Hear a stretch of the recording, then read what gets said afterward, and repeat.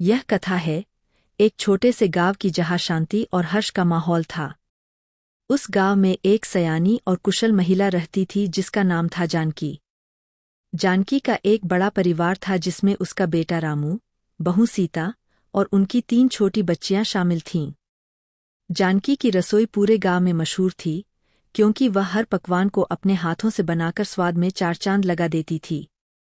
समय बीतता गया और जानकी के अब बूढ़े होने के कारण उसकी हालत कमजोर होती गई। उसने अपने बेटे और बहू को बुलाकर कहा, ए रामू और सीता, मेरी तबीयत अब ठीक नहीं रहती, इसलिए मैं चाहती हूं कि आज से रसोई की जिम्मेदारी तुम दोनों संभालो।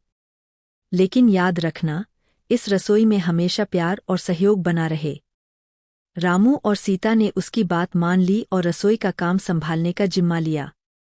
लेकिन जब रसोई का जिम्मा उनके ऊपर आया तो आपसी मतभेद शुरू हो गए।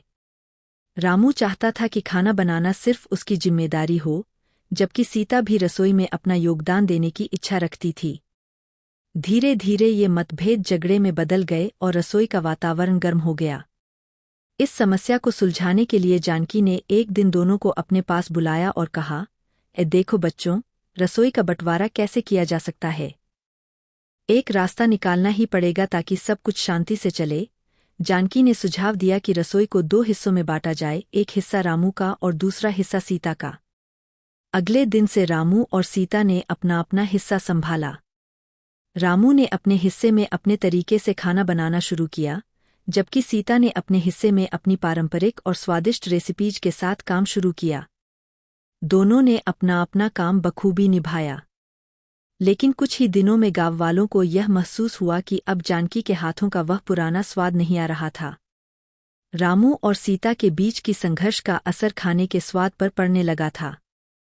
लोग धीरे धीरे उस पुराने खाने को याद करने लगे और जानकी से उसके बारे में पूछने लगे। जानकी ने इस समस्या को समझा और एक दिन रामू और सीता को फिर से बुलाया। उसने कहा, अब बच्चों, खाने का असली स्वाद प्यार, सहयोग और एकता में है।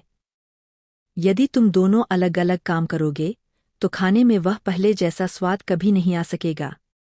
हमें फिर से कोशिश करनी चाहिए कि दोनों मिलकर काम करें और अपने अपने गुणों को मिलाएं। रामू और सीता ने यह जानकी की बात मान ली और फिर से मिलकर काम करने का फैसला किया। इस बार उन्होंने मिलकर काम करने की योजना बनाई। रामू ने सीता की रेसिपीज को ध्यान से सीखा और सीता ने रामू के खाना बनाने के तरीकों को समझा। दोनों ने मिलकर खाना बनाना शुरू किया और धीरे धीरे रसोई में फिर से वही पुराना स्वाद लौट आया। गाँव वाले फिर से जानकी की रसोई के खाने की तारीफ करने लगे। इस बार रामू और सीता के बीच कोई मतभेद नहीं था। दोनों ने मिलकर काम किया और रसोई को पहले से भी अधिक शानदार बना दिया। वे समझ गए थे कि जब तक सहयोग और एकता नहीं होगी, तब तक कोई काम सफल नहीं हो सकता। इस प्रकार रसोई का बंटवारा अब एकता और सहयोग में बदल गया। जानकी के आशीर्वाद और रामू सीता के मेहनत से उनकी रसोई गांव की सबसे प्रसिद्ध रसोई बन गई। जानकी ने उन्हें यह सिखाया कि किसी भी काम में सफल होने के लिए प्यार, सहयोग और एकता बहुत महत्वपूर्ण है। अगर आपको ये कहानी पसंद आए तो प्लीज़ लाइक, शेयर और सब्सक्राइब जरूर करें।